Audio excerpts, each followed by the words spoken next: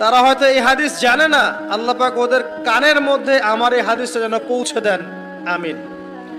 নবী সাল্লাল্লাহু আলাইহি ওয়াসাল্লাম বলেছেন, আমি মেরাজের রাতে যখন গিয়েছি তখন এক শ্রেণীর মানুষকে দেখেছি, ওদেরকে শাস্তি দেয়া হচ্ছে। কি শাস্তি? জাহান্নামীদের রক্ত এবং পুঁজ ওদেরকে খেতে দেয়া হচ্ছে। জিবরাইল আলাইহিস সালামকে জিজ্ঞাসা করা হলো যে এরা কারা? তিনি বললেন, এরা আপনার উম্মতের সেই সব ব্যক্তি যারা মাদক দ্রব্য সেবন করত। আল্লাহ রাব্বুল আলামিন তার হাবিবের মাধ্যমে জানিয়েছেন, যখন কোনো মুসলিম মাদক সেবন করে বা কোনো ব্যক্তি মাদক সেবন করে তখন 40 দিন তার নামাজ কবুল হয় না। এরপর যদি সে তওবা করে তাহলে আল্লাহ পাক তার তওবা কবুল করবেন ইনশাআল্লাহ।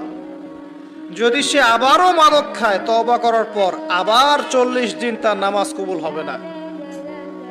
যদি সে আবার তওবা করে আল্লাহ পাক আবার তাকে মাফ করে দিবেন। যদি সে আবারও মাদক খায়, আবার 40 দিন তার নামাজ কবুল হবে না। তারপর যদি আবার তওবা করে, আবার আল্লাহ তাকে মাফ করে দিবেন।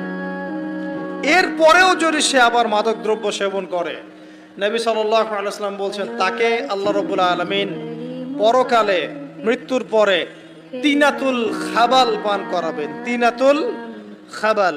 জিজ্ঞাসা করা হল, ইয়া রাসূলুল্লাহ, তিনাতুল খাবাল কি জিনিস? নবী সাল্লাল্লাহু আলাইহি ওয়াসাল্লাম উত্তর দিচ্ছেন, এটা হচ্ছে জাহান্নামীদের রক্ত, মাংস, এগুলো পুড়ে পচে যে রসটা বের হবে, এটা হচ্ছে তিনাতুল খাবাল।